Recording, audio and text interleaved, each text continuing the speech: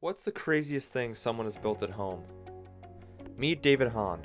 From an early age, he had the mind of a scientist.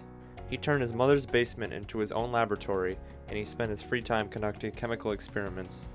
On more than one occasion, David's experiments ended in small explosions or fires.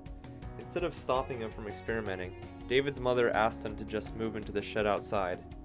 As a kid, he wanted to build his own nuclear reactor, so he salvaged americium from huge piles of smoke detectors, thorium from gas lamps, and pretended to be a physics teacher to obtain radioactive materials from governmental and industrial programs. Soon, he had built an energetic neutron source in his mom's shed. Creating so much radiation, he gave himself radiation burns. His project got to a point where he could detect radiation from 5 houses down the street and began to wonder if he was harming other people. He disassembled his project and loaded it into his car. His neighbors thought he was stealing tires, so the police were called. He warned them not to search the trunk because it was radioactive, which caused NEST, the Nuclear Emergency Support Team, to scramble and turn his mom's property into a Superfund hazardous waste site. Has a fighter jet ever landed itself after the pilot ejected? Yes. On the 2nd of February, 1970, Captain Gary Faust entered a flat spin while flying on an F-106. Faust deployed the F-106's drogue chute as a last resort in an attempt to recover from the spin. Faust escaped the doomed aircraft by ejecting at an altitude of 15,000 feet. The F-106 mysteriously landed itself on a Montana farm field.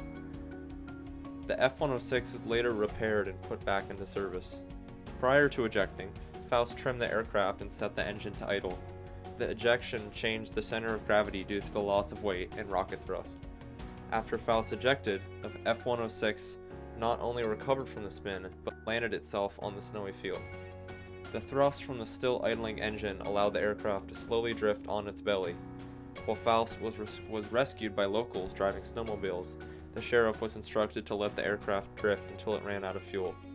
45 minutes later, the jet engines shut down, and the F-106 that landed itself was nicknamed the Cornfield Bomber, even though it landed on a snow-covered wheat field. Is there a story behind Shrek's character? Shrek was based on a real human named Maurice Tillet, a Russian-born wrestler who primarily competed in France in the 1940s. Like the ogre, Maurice was treated like a monster, described as a fierce monstrosity, not a human being, but a stone of brutality. However, he was a man with a huge heart, extremely generous and intelligent.